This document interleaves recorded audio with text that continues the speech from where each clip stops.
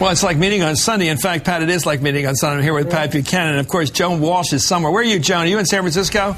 I'm back in San Francisco, Chris, yeah. Great.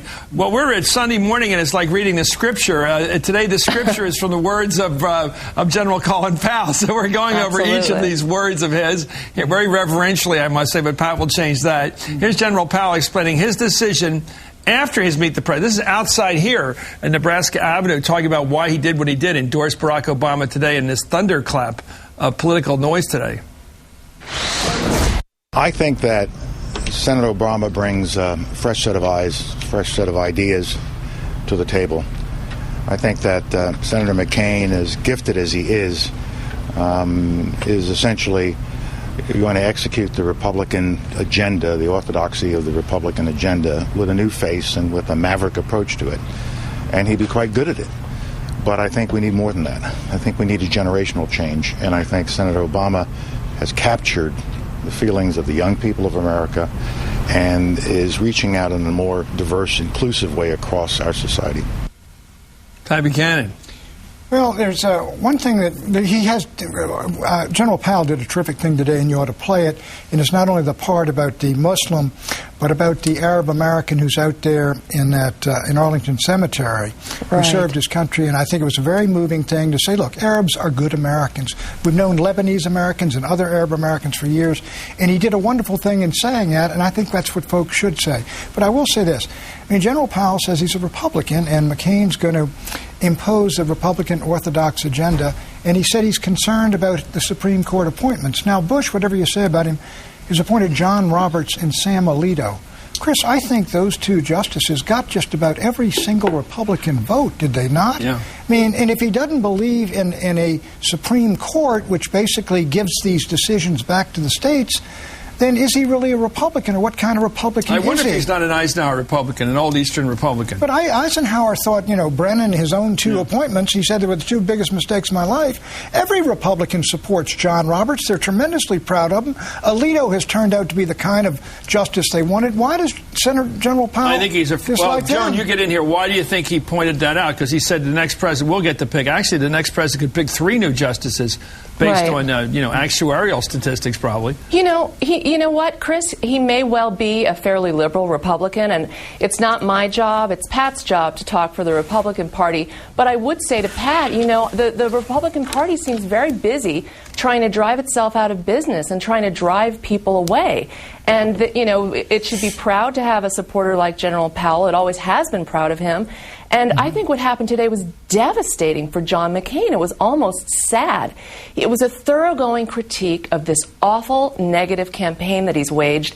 He came out and criticized the choice of Sarah Palin, which I actually didn't expect. I didn't really expect him to go that far. But he felt like he had to say it. She's not ready to be commander-in-chief, and he said it. I agree. Look, I think it was very hurtful to McCain. I really do. And I wonder why Powell did what he did and did it now. Well, let's take a look. Let's take a look. I mean, McCain is sinking now, and Obama's moving ahead by some polls, maybe 10 points. It smacks of opportunism. Well, it smacks of ingratitude. I don't think so. Hold it. Let me make the point. Sure, Pat. General Powell was a colonel when I knew him in the White House. He was elevated to general, made national security advisor by Reagan, made chairman of the Joint Chiefs, jumped over dozens and hundreds of officers there, made Secretary of State, given 2 speaking roles at major Republican conventions, and then to turn on the Republican ticket now when it is sinking. It has an aspect of ingratitude. Well, let's take a look at a possible motive, a fresh motive here. John, I want you to react to this, because this is General Powell's reaction to something that happened here on Friday involving Congresswoman Michelle Bachmann from Minnesota. Watch what he says about that. Not about Mr. Ayers, not about who is a Muslim and who's not a Muslim. Those kinds of images going out on Al Jazeera are killing us around the world. And we have got to say to the world, doesn't make any difference who you are or what you are. If you're an American, you're an American. And this business of, for example, a congressman from Minnesota who's going around saying, let's examine all congressmen to see who is pro-America or not pro-America. We have got to stop this kind of nonsense, pull ourselves together, and remember that our great strength is in our unity and in our diversity. And so that really was driving me. And to focus on people like Mr. Ayers, these trivial issues, for the purpose of suggesting that somehow Mr. Obama would have some kind of terrorist inclinations. I thought that was over the top. It was beyond just good political fighting back and forth. I think it went beyond. I think this is too petty for a decision of this magnitude by General Powell. Oh, Pat, the Congresswoman, please. Hold it. The Congresswoman from Minnesota, she shouldn't have said they're going to investigate Congress for whether they're anti-Americans in Congress. It was ridiculous. However, you don't abandon a candidate and a party for those kinds of petty things any more than you would abandon Obama because John Lewis brought up George Wallace and made a mistake and made a foolish statement. Pat, you don't abandon people for things of that pettiness. I'm sorry, Pat. I'm sure this is painful for you, but I really think you're seeing this the wrong way. This was not opportunism. There was pain in his voice. He did not come to this lightly, and I think he was literally driven to it by the tenor of this campaign and by things like Michelle Bachmann the other day. That's not an isolated incident. I mean, Chris, you did a great job. It was an awesome thing to watch. Let's watch her because I think it did stir, whether he saw it directly or heard about it, because he did refer to her as a congressman. But here he is. I made the same mistake. Here's Michelle Bachmann, the U.S. Congresswoman from Minnesota on Friday's Hardball, setting up what we just heard from General Powell. How many Congress people, members of Congress, do you think are in that anti-American crowd you describe? How many Congress people you serve with? I mean, there's 435 members of Congress. How many are anti-American in that Congress right now that you serve with? You'd have to ask them, Chris. I'm focusing on Barack Obama and the people that he's been associating with. But do you suspect that a lot of people you serve with, their anti-American nature? Well, he's a United States Senator from Illinois. He's one of the people you suspect as being anti-American. How many people in the Congress of the United States do you think are anti-American? You've already suspected Barack Obama. Is he alone or are there others?